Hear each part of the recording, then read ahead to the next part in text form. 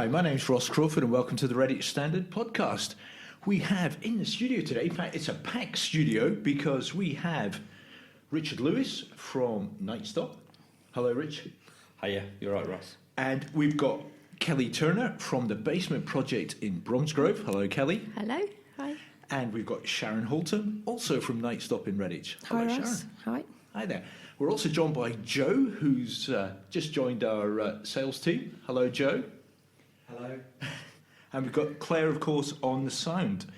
Now, our guests from Night Stop and the Basement Project are here for a very special reason, and that's because they are desperately looking for some more host families to look after some of the youngsters that are coming through their books. Who'd like to pick that up first? Over to you, Sharon. Okay, so we're currently looking for host families to support our young people aged 16 to 25 in either emergency accommodation or supported lodgings. We currently have 8 hosts in the Redditch and a couple of surrounding areas, and we're just looking for more hosts really at the moment. We have a sort of a range of young people that come through for all sorts of reasons. Currently, we have placements required for 4 emergency accommodation placements in the last 2 weeks, and that can be for single nights or for a couple of nights while appropriate and safe accommodation is being found. The longer term supported lodgings placements are required very regularly. It's about matching the right host though with the right young person. That's right, and from what I gather, it's as you just alluded to there, it could be for 24 hours, it could be for overnight, or depending on how the youngster and the host family get on, it could be of a longer term. Yes, the 2 arms of hosting for us at Night Stop is very much dependent on need. So the emergency accommodation will be literally that night and or a second or third night if required. It's not designed to be a long-term placement. It's for that short-term emergency support while other appropriate accommodation is being found. But then we have the other arm, the supported lodgings, where people can stay for months with the host while they're getting back on their feet, while they're trying to upskill themselves, ready for independent living. And that's something that it's invaluable to have a knowledgeable host that's had some life experience to be able to pass some of that information on, to be able to I wouldn't say handhold, but at least try and guide them through some of the pitfalls of independent living for the first time. Yeah, and I guess, these individuals, these youngsters, they find themselves in this position for a whole variety of reasons. Yeah. Yeah. Come on, Kelly, from the, I suppose, from the Basement I'm Project. from the Basement Project, and we do very similar work to Redditch Night Stop, and we are working with them to look for host families in Bromsgrove because we don't have any at the moment, but we do get young people that might have had an issue at home with parents. There's been a family breakdown. In a previous life, in my other job, I actually turned up at one of my smaller training providers to find a young person, been kicked out, argument with stepdad, was there with his suitcase. So it's kind of that sort of situation that they might need emergency accommodation until we can perhaps resolve the issue with the family, or there might be longer term issues that we need to address and support them into their next step, whether it be another form of supported accommodation, so securing their own tenancy. Yeah, I think you've touched on a really crucial part there, because you are the place of last resort, really, before it could be life on the streets. Is that what we're talking about here? Mm-hmm. It could be, very much so. One of the things that both ourselves, Night Stop, and the Basement Project do is offer mediation for families that are in crisis, that are either on the verge of asking children or young people to leave, or actually it's already happened. So we can both offer that option to actually start getting the family to talk, at least to try and break down some of those barriers as to why that young person needs to leave the house. Before the last thing we want is to see somebody on the streets, and the hosts are an essential part of that. Just that safe bed night for that one night, which could make all the difference between them going off to sofa surf, as they used to say, bouncing around between friends' sofas and floors, or actually physically being out on the streets. So yeah, it's massive. It's massive the role that hosts play in this. Yeah, so not only would it be helping, well, they'd be helping getting a young person back on their feet again, really, giving them a roof over their head initially, and then perhaps, like you say, moving them on into more secure accommodation, helping them get it back on their feet again, perhaps move back in with their families. And when you're looking for host families, you're not going to land them with a Pandora's box of problems, are you? All these youngsters are vetted, aren't they? Yeah, so they come to us and there's quite a stringent interview process. We get references, we ask them about why they have come to the service, and then obviously we analyse that then to see whether they'd be suitable to go into a host home. Right, and I guess there's a similar vetting for the host as well. So yeah, when they apply to become a host, we obviously send off for DBS checks. We do a risk assessment of their home. We see who else is in the household. Obviously, do checks on them also, and whether they'd be suitable really to become a host. Okay, and what's the sort of ideal host that you're looking for? Somebody with a caring, kind nature that could help a young person that maybe just needs like an ear to listen to, really, and a safe place to stay for the night. Yeah, a spare room. Did they get paid at all, the hosts? So there is a nominal fee to cover laundry, to provide them a meal on the night and maybe breakfast in the morning. So yes, there is some expenses paid. Yeah. And I take it that the host, are they? You contact them by telephone, do you? And you say, have you got a room? Have you got space for tonight, or can you take somebody? How does it work? Yeah, so I contact them at the start of the week and see what their availability is. So flexibility in doing the host role is quite good because you stipulate what you can do and when you can do it. So if you're only available Monday, Wednesday and Friday, for instance, that's fine. And then if we have a young person that would suit going to that host home, we would contact the host after the young person's been interviewed and see whether they would have that young person for the evening. And I guess that there must be a lot of benefits as well to being a host. Yeah, I think they find it quite rewarding. Everybody likes to think that they can help somebody, and I think if you can do that, it makes a big difference to a young person's life. Yeah, there's also been some feedback from hosts recently about how they get an insight into young people's lives. They may be slightly, some of the retired hosts have said they actually feel a little bit detached from young people's culture, and they get to get a bit of an insight into what happens with young people's lives these days. Yeah. So it's crossing generations as well.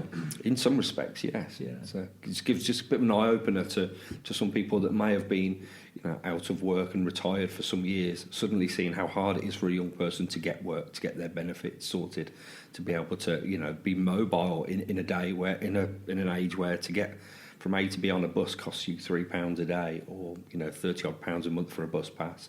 These are things that people that own their own cars or own houses may not necessarily have a good understanding or viewpoint of. So again, they're having their eyes open to how difficult it can be out there for young people.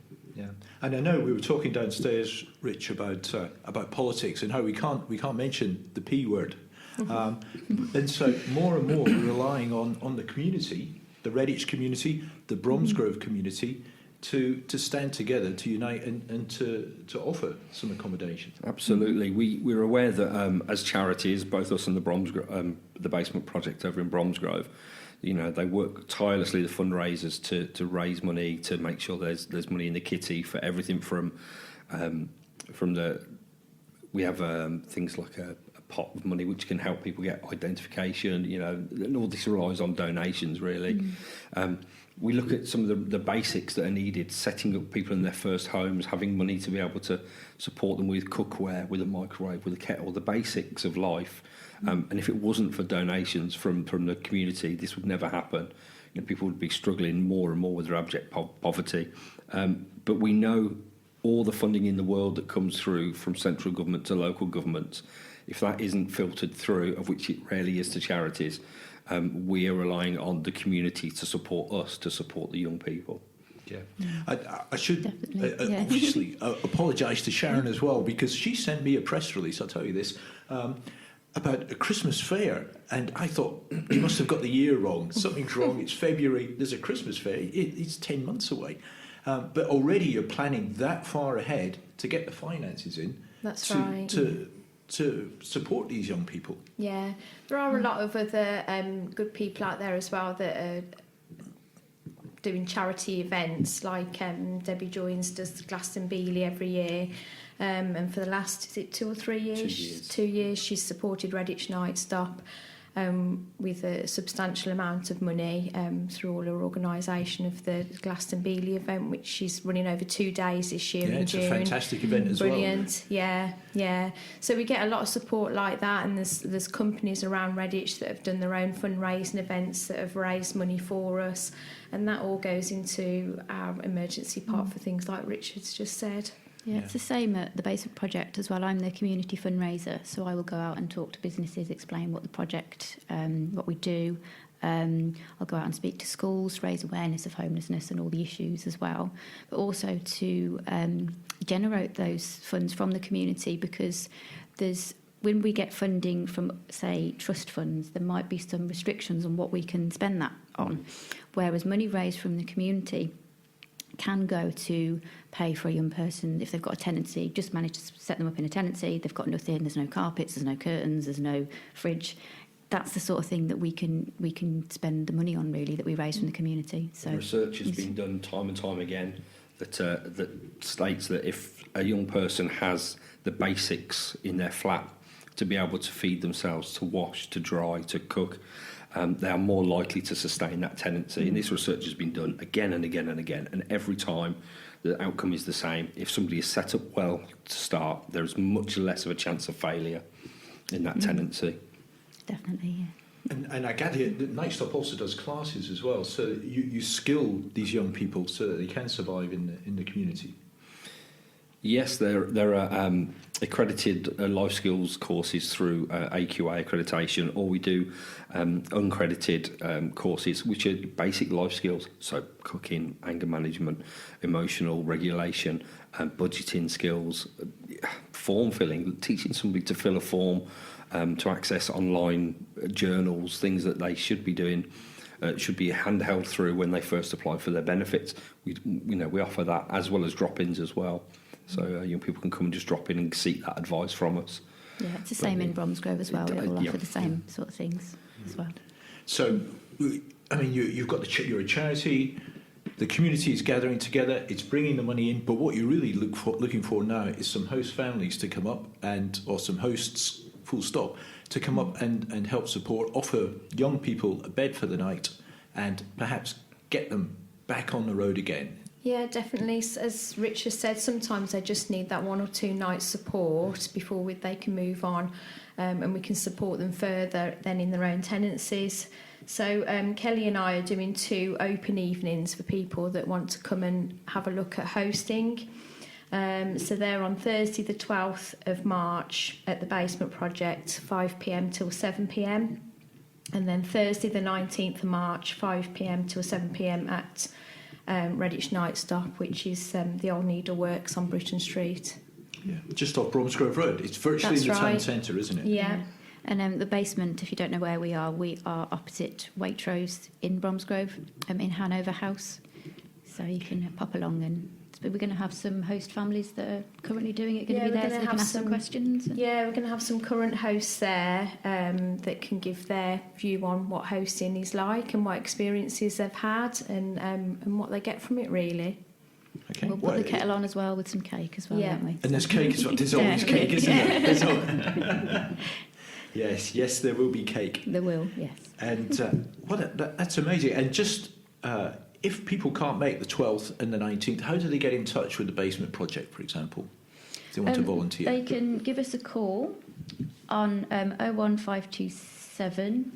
That's my mobile number on there. Don't give your mobile number out.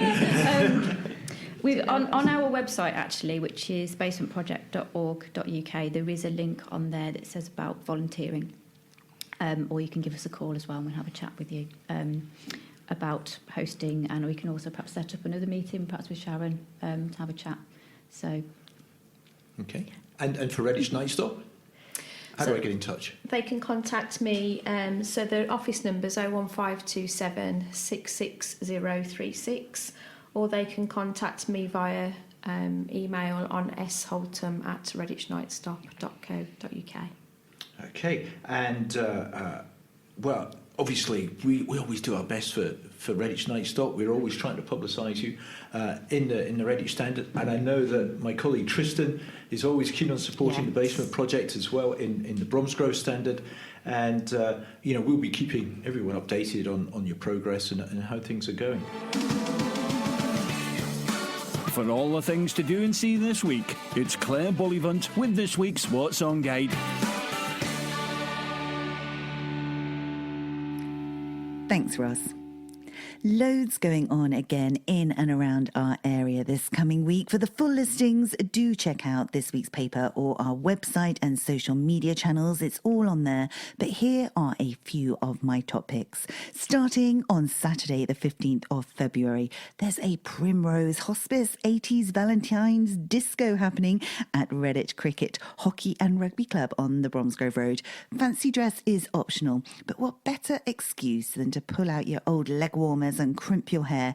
80s discos are the best. I hope to see you there. Starts at 7 p.m. on Saturday. There's also Strong Enough, the Cher tribute happening at the Palace Theatre in Redditch on Saturday, 7:30 p.m. start there. This is where we turn back time and celebrate the queen of pop and rock, Cher herself. It's a dazzling show which celebrates Cher's career spanning across 6 decades. Yes, I said that right. She's been around for 6 decades with Europe's #1 Cher tribute artist. There's a full live band and her cast of dancers. It's going to be amazing. Get your tickets quick from the Palace Theatre. Loads of things going on all over the place on Saturday night. As I say, we can't mention everything on the podcast, so do check out the online listings and also this week's paper. But just a couple more to mention on Saturday night. St George's Soul Club will be at the Licky End Social Club on Bromsgrove. B61JT is the postcode there. 8 p.m. start. Chaos, the incredible Chaos, they're putting on a show at the Railway Inn in Redditch. And the Little Eagles are back at the House in Redditch on Saturday night too. 9 p.m. start for that one. Also, loads of live music going on across Bromsgrove. Aren't we lucky to have so many great bands across our region? Do support them. Get yourself out and about to experience everything we do have to offer here in Worcestershire. Moving on to Sunday, the 16th of February, there's a new South Redditch walking group which has sprung up. This is for residents to meet friends and get some fresh air. Emma Marshall, she's a resident of Greenlands in Redditch. She started the group after one of her neighbours asked if there were any local clubs or things that she could do to make friends. Emma is very passionate about her community. In fact, you may remember her from the Woodrow and Greenlands Community Orchard. That was all her idea. She put it into place. They planted 20 fruit trees last February, and I hear they're doing very well. Well, Emma now has come up with this walking group, and it's a great way to get out and meet some friends. So join Emma and friends this Sunday on the 16th of February. Meet at 3 p.m, meeting at the South Redditch Social Club in Greenlands. Everyone's welcome to join and add a few steps to their pedometer. And also, if you want more information on that, the group is on Facebook. Just look under Greenlands and South Redditch Walking Group.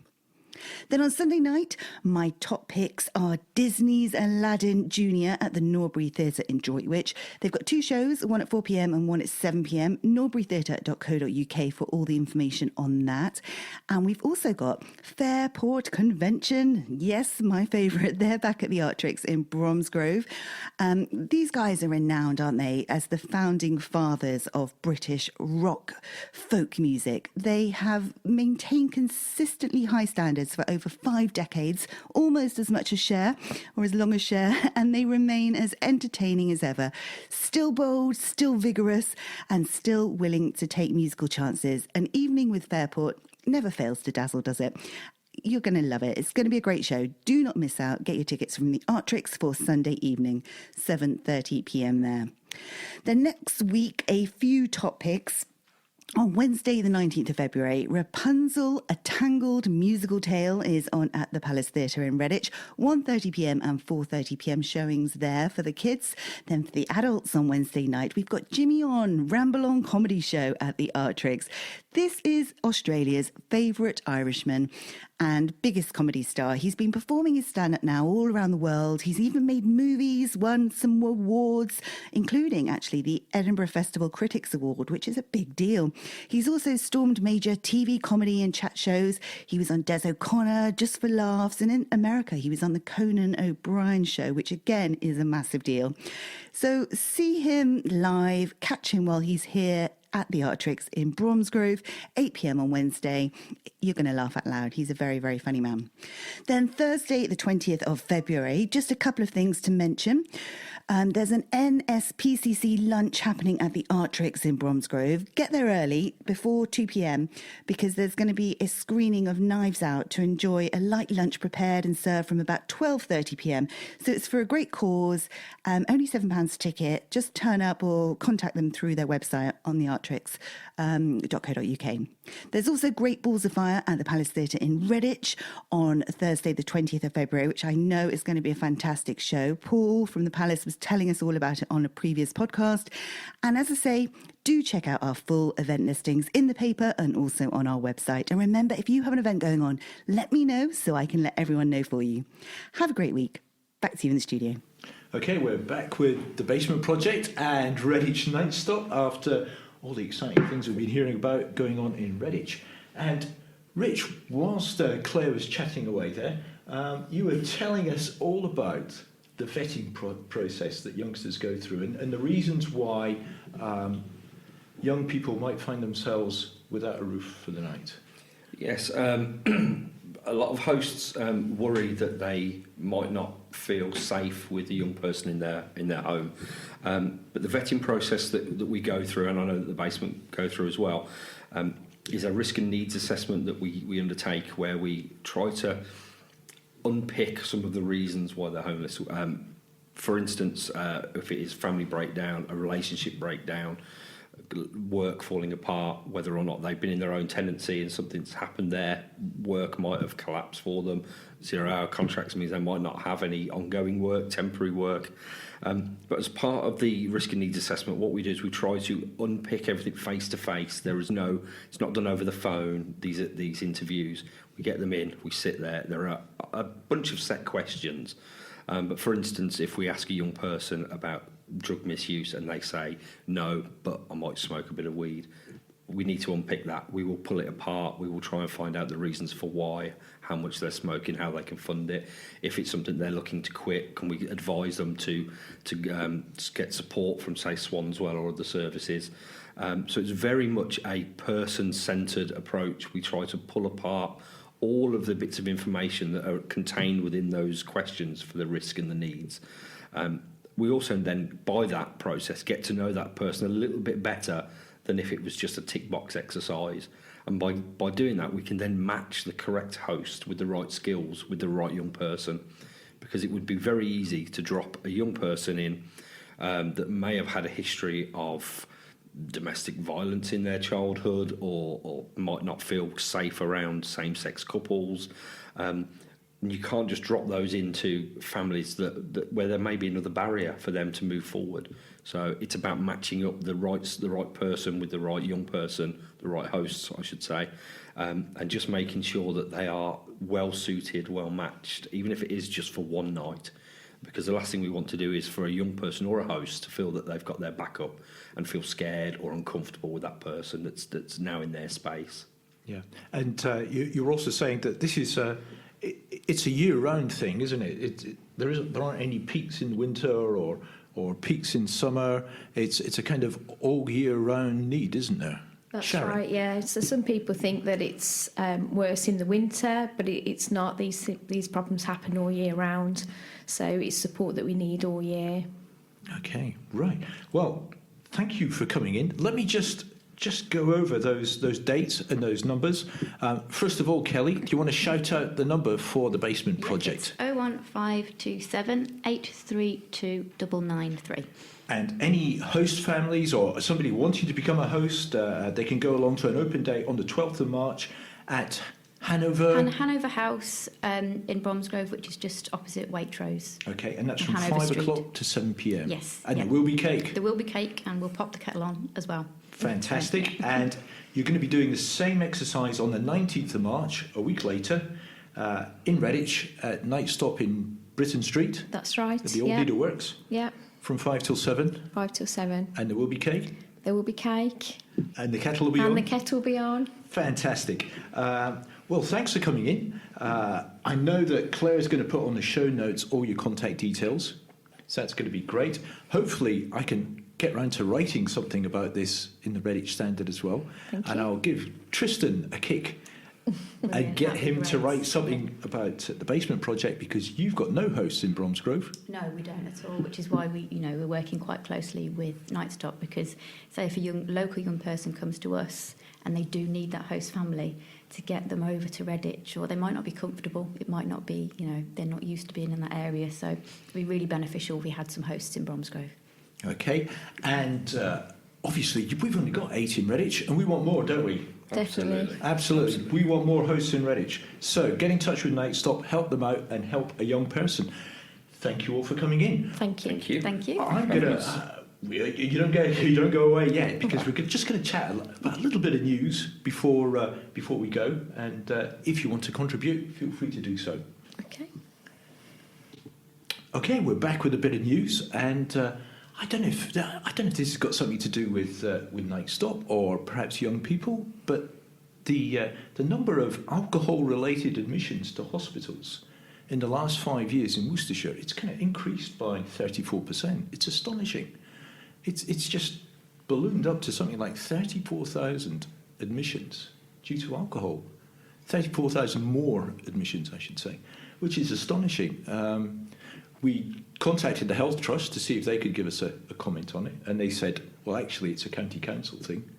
We contacted the CCGs, and we're waiting to get a comment from them. But it's all very interesting that, more and more people seem to be getting admitted to hospital with alcohol problems.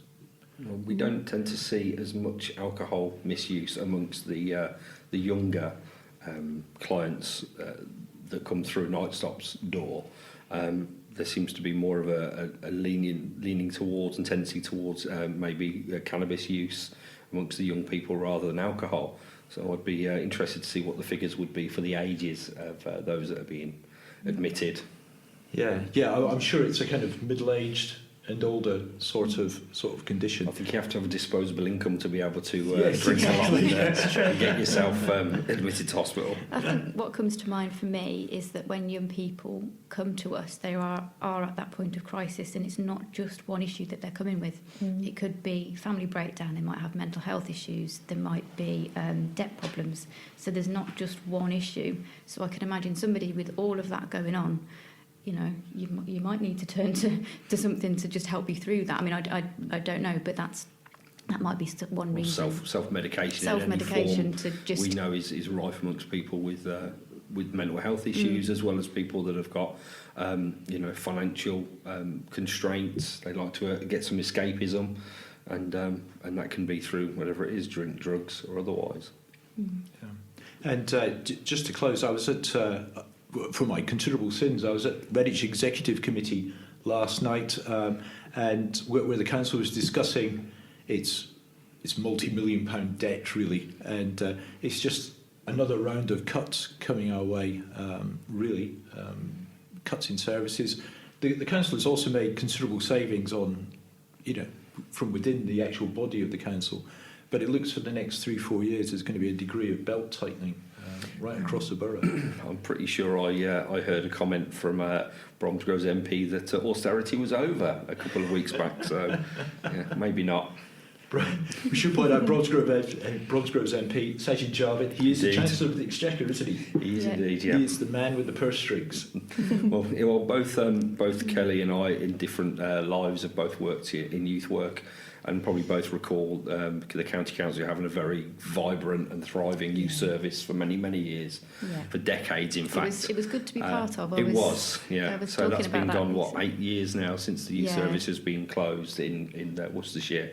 And since then, there's definitely been lots of other changes, rise in street crime with young people and social behaviour, all stuff that we as youth workers saw coming once upon a time that is now coming to fruition. So, and I'm convinced that the cuts have certainly played their part. One of the youth centres I used to work at has been knocked down, so yeah, it's all, I think as well with the amount of issues we see that young people are coming, like I said earlier, mental health is a huge one, and I think the knock-on effect of those cuts in these different areas, we're kind of picking up the slack of that, I think. Absolutely. We had 2,000 visits to the drop-in last year, so, and these are young people that are coming back because they have so many different complex issues that might not be supported by other services, just through lack of funding, I suppose, really. But criteria has changed because the belts have to be tightened. Mental health services criteria rises, social care criteria goes up. So the support for anybody with any low level issues just gets less and less and less.